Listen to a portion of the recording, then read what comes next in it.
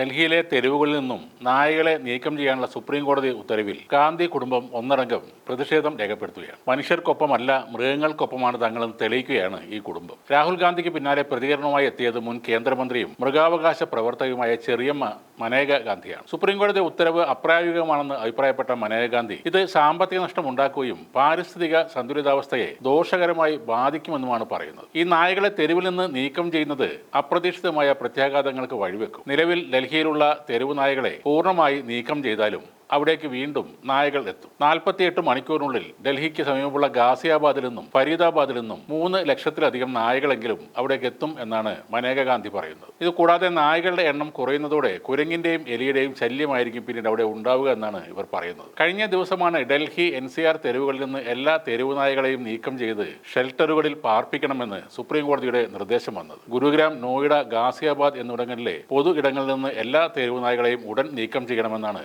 ഉത്തരവിൽ പറയുന്നത്. അതിന് പിന്നാലെ ഉത്തരവിനെ വിമർശിച്ച് ബോളിവുഡ് താരങ്ങൾ ഉൾപ്പെടെയുള്ള പട്ടിപ്രേമികൾ രംഗത്ത് വന്നിരുന്നു. ഈ തെരുവു നായകളുടെ ശല്യവും ആക്രമണവും ഒക്കെ അനുഭവിക്കുന്നത് ഈ നാട്ടിലെ സാധാരണ മനുഷ്യരാണ്. എല്ലാ സുഖസൗകര്യങ്ങളും അനുഭവിച്ച് ജീവിക്കുന്ന നേതാക്കൾക്ക്, പ്രത്യേകിച്ച് രാഹുലിനും ചെറിയമ്മക്കും അത് മനസ്സിലാവുകയുമില്ല. ഈ ഗാന്ധി കുടുംബത്തിലെ നേതാക്കൾ ഒരിക്കലും ജനകീയ നേതാക്കൾ ആകാതിരിക്കുന്നതിനും ഇത് ഒരു കാരണമാണ്. ഒരു സാധാരണക്കാരന്റെ പ്രശ്നങ്ങൾ ഒരു കാലത്തും ഇവർക്ക് മനസ്സിലാകില്ല. വല്ലപ്പോഴും വോട്ടിനായി ഗ്രാമീണരുടെ വീട്ടിൽ പോയി ചപ്പാത്തി പരത്തുന്നതല്ലാതെ രാഹുലിനും പ്രിയങ്കയ്ക്കും ഇന്ത്യ എന്താണെന്ന് പോലും അറിയില്ല. പട്ടിണിയും ദുരിതവും റോഡുകളിലെ തിരക്കും സാധനങ്ങളുടെ വിലക്കയറ്റവും ഇവർ ജീവിതത്തിൽ ഒരിക്കൽ പോലും അറിഞ്ഞിട്ടില്ല. ഇപ്പോഴത്തെ ഈ പട്ടിപ്രേമം വരെ ഒരുതരം പട്ടി ഷോ മാത്രമാണ്. നേരത്തെ കലാപത്തിൽ ആയിരങ്ങൾ ഡൽഹിയിലും ചുറ്റും മരിച്ചു വീണപ്പോൾ വൻമരം വീഴുമ്പോൾ ഭൂമി കുലുങ്ങുമെന്ന് പറഞ്ഞ ആളുടെ മകന് മനുഷ്യരുടെ ജീവന്റെ വില അറിയില്ല. സുപ്രീം കോടതി തന്നെയാണ് ഇവിടെ ശരി. രാഹുലിനെയോ പെങ്ങളെയോ ചെറിയമ്മയെയോ തെരുവിലെ പട്ടികൾ കടിക്കില്ല. സാധാരണക്കാരെ പട്ടി കടിച്ചാലും ഞങ്ങൾക്ക് ഒന്നുമില്ല. മൃഗസ്നേഹം കാണിക്കണം, അതാണ് ഇവരുടെ നിലപാട്. അല്ലെങ്കിലും കള്ളവോട്ടുകളുടെ വിഷയം പോലെ വളരെ പ്രാധാന്യമുള്ള ഒരു വിഷയം ചർച്ചയാകുമ്പോൾ രാഹുൽ ഗാന്ധി പട്ടികളുടെ പുറകെ പോയത് എന്തിനാണെന്ന് മനസ്സിലാവുന്നില്ല. മനുഷ്യരാണ് ഈ രാജ്യത്ത് ഏറ്റവും പ്രധാനപ്പെട്ടത്, പട്ടികളല്ല.